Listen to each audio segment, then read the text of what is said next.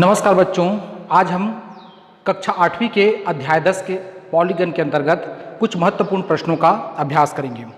इससे पहले वीडियो में मैंने पॉलीगन के संबंध में विस्तृत व्याख्या किया है। यदि आप वह वीडियो नहीं देखे हैं तो मेरे डिस्क्रिप्शन में जाकर वह वीडियो प्राप्त कर सकते हैं। आज हम प्रश्नावली से कुछ महत्वपूर्ण प्रश्नों का अभ्यास करेंगे, जिसमें से एक प्रश्न है, किसी समांतर चतुर्भुज का एक कोण 120 अंश है तो अन्य कोणों का माप ज्ञात कीजिए। थोड़ा सा हम इसमें रब करके देखते हैं। हम जानते हैं समांतर चतुर्भुज के बारे में जानते हैं, ऐसे चतुर्भुज जिसके सम्मुख भुजा बराबर एवं समांतर हो, जैसे इसे हम कहेंगे समांतर चतुर्भुज। इस भुजा के समांतर ये भुजा है तथा दोनों भुजा की लंबाई क्या होगा, बराबर। इसी प्रकार से इस भुजा के समांतर ये भुजा, सम्मुख भुजा बराबर है तथा समांतर है, तो इसको हम क्या कहेंगे, समांतर चतुर्भुज। अब यहां पर दिया है एक कोण का मान 120 अंश दिया है, तो अन्य जो तीन कोण है, जैसे इसका नाम लेते हैं ए बी सी डी, कोण सी का मान दिया है 120 अंश, तो बाकी तीन कोणों का मान हमें ज्ञात करना है। समांतर चतुर्भुज की एक विशेषता होती है कि सम्मुख कोण हमेशा बराबर होते हैं, इसको याद रखना है। समांतर चतुर्भुज में सम्मुख कोण हमेशा बराबर होते हैं, अर्थात ये कोण सी 120 अंश है तो उसके सामने वाले कोण अर्थात कोण ए का मान भी 120 होगा। अब वैसे ही कोण बी और कोण डी भी बराबर होंगे। सम्मुख भुजा बराबर होते हैं, इसलिए कोण बी और कोण डी बराबर होंगे। और हम जानते हैं किसी भी चतुर्भुज के चारों कोणों का योगफल होता है 360 अंश, तो 360 अंश प्राप्त है, तो इसकी सहायता से हम तीनों कोणों का हम योग माप आसानी से ज्ञात कर सकते हैं। तो चलिए देखते हैं कैसे हल करेंगे इसको। हाँ, तो पहले हम जानते हैं कि समांतर चतुर्भुज के सम्मुख कोण हमेशा बराबर होते हैं। हम जानते हैं समांतर चतुर्भुज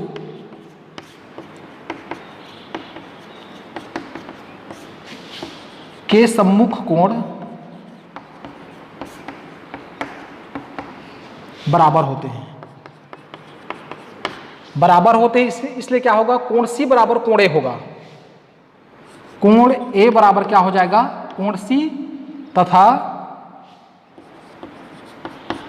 कोण बी बराबर कोण डी होगा। सम्मुख कोण बराबर होते हैं, इसलिए इस प्रकार से होगा। अब यहां पर देखते हैं कोण ए का मान कितना हो जाएगा। कोण ए बराबर दिया है, कोण सी का मान दिया है 120 अंश, तो कोण ए का मान कितना हो जाएगा, 120 अंश। यहां पर हमें ना तो कोण बी का मान पता है और ना कोण डी का मान पता, लेकिन जानते हैं कि दोनों बराबर है और मान लेते हैं दोनों का मान एक सा है। माना दोनों कोण का मान है एक सा है, तो हम इस प्रकार से लिख सकते हैं। पुनः हम जानते हैं चतुर्भुज में क्या जानते हैं, कोण ए धन कोण बी धन कोण सी धन कोण डी, अर्थात चारों कोणों को जोड़ते हैं तो ये प्राप्त होता है 360 अंश। अब इसमें हम जो मान हमें ज्ञात है उसका मान रख देते हैं। कोण ए का मान दिया है 120 अंश प्लस कोण बी का मान 100 है और कोण सी का मान हमें ज्ञात है। कोण सी का मान है दिया हुआ है, जो कोण ए का मान है भाई कोण सी का मान है, तो ये भी है 120 अंश प्लस कोण डी का मान है 100 है और सबको जोड़ते हैं तो ये प्राप्त हो रहा है 360 अंश। अब ऐसा करने पर एक समीकरण बन जा रहा है। 120 से 120 को हम जोड़ देते हैं तो क्या हो जाएगा, 240 प्लस 100 को जोड़ देते हैं तो हो जाएगा 2 100 बराबर 360 अंश। अब हमें 100 का मान ज्ञात करना है, 100 को लेफ्ट साइड में रखना है, बाकी को राइट साइड में कर देना है। इसको कहते हैं पक्षांतर, तो यहाँ पर पक्षांतर कर देंगे। पक्षांतर करने पर तो ये हो जाएगा, पक्षांतर कर देंगे, 2 100 लेफ्ट साइड में रहेगा, राइट साइड में है 360 अंश।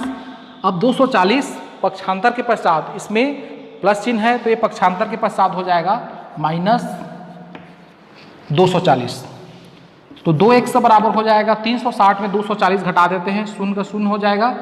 6 में से 4 घटाएंगे तो 2, 3 में से 1 घटाते हैं, 3 में से 2 घटाते हैं तो 1 प्राप्त होगा। शून्य में से शून्य घटेगा, शून्य ही रहेगा। 6 में से 4 घटाते हैं 2 और 3 में 2 घटाते हैं तो 1, तो 120 प्राप्त हो रहा है। और x बराबर हो जाएगा, पुनः पक्षांतर कर देंगे तो गुणक रूप में इधर आकर के भाग के रूप में हो जाएगा, तो ये हो जाएगा 60 अंश। x का मान 60 अंश प्राप्त हो रहा है और x क्या है, कोण B और कोण D का मान, अर्थात कोण B का मान 60 अंश प्राप्त होगा और कोण D का मान भी 60 अंश प्राप्त होगा। इस प्रकार से हम लिख सकते हैं कोण B बराबर कोण D बराबर कितना हो जाएगा 60 अंश और कोण A बराबर 120 अंश। इस प्रकार से हम शेष तीनों कोणों का मान आसानी से ज्ञात कर सकते हैं। इस प्रकार के प्रश्न है अक्सर परीक्षा में पूछा जाता है, साथ ही साथ प्रतियोगी परीक्षा में पूछा जाता है, तो इन प्रश्नों का आप अच्छे से अभ्यास करेंगे। आइए प्रश्नावली से एक और प्रश्न का अभ्यास करते हैं जो परीक्षा की दृष्टि से बहुत ही महत्वपूर्ण है। आइए अपने प्रश्नावली से एक और प्रश्न का अभ्यास करते हैं।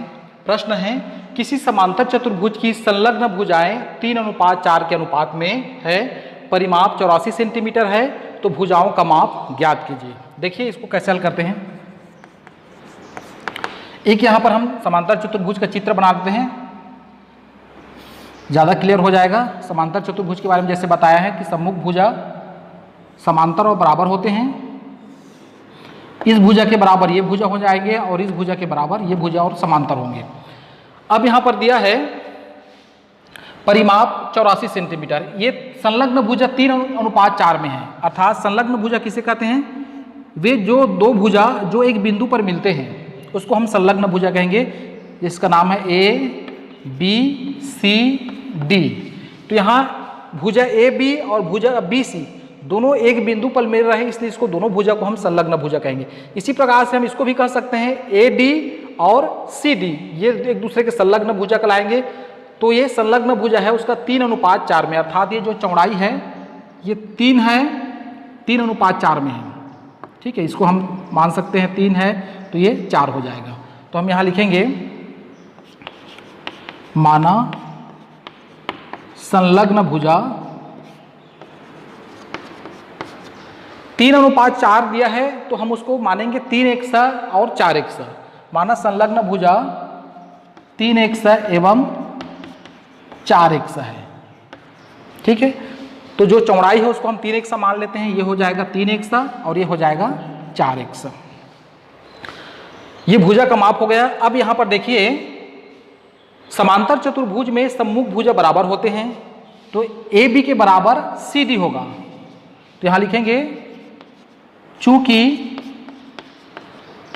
समांतर चतुर्भुज में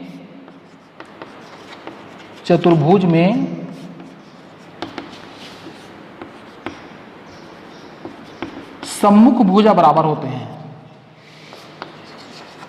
भुजा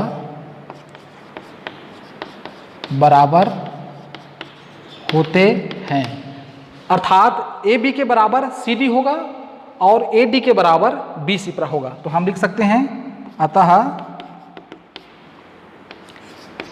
AB बराबर CD, AB बराबर CD और ये दोनों कितना होगा 3x। इसी प्रकार से AD के बराबर BC होगा, AD बराबर BC और इनका माप होगा 4x। अब दिया है कि परिमाप, हम जानते हैं परिमाप का मतलब है चारों भुजाओं का जो माप है उसको हम कहेंगे परिमाप। परिमाप दिया है 84 सेंटीमीटर।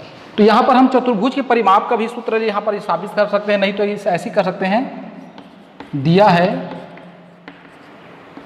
परिमाप, परिमाप कितना दिया है 84 सेंटीमीटर। सभी भुजा को जोड़ देते हैं, अर्थात AD धन AB कर देते हैं, AB धन BC धन CD धन DA, ये चारों भुजा को जोड़ते हैं तो ये प्राप्त हो रहा है 84 सेंटीमीटर। अब सभी का माप दिया हुआ है तो उसको रख देते हैं। AB का मान है, AB और CD का मान है 3x है, AB की जगह हम 3x है, BC का मान दिया है 4x है, पुनः CD का मान दिया है 3x और DA का मान दिया है 4x, बराबर है 84। अब यहाँ पर हम जानते हैं कि समान प्रकार के चर रहते हैं वो जुड़ जाते हैं तो सभी आपस में जुड़ जाएगा, 3 4 7 और यदि 3 4 7 7 7 हो जाएगा 14x बराबर 84।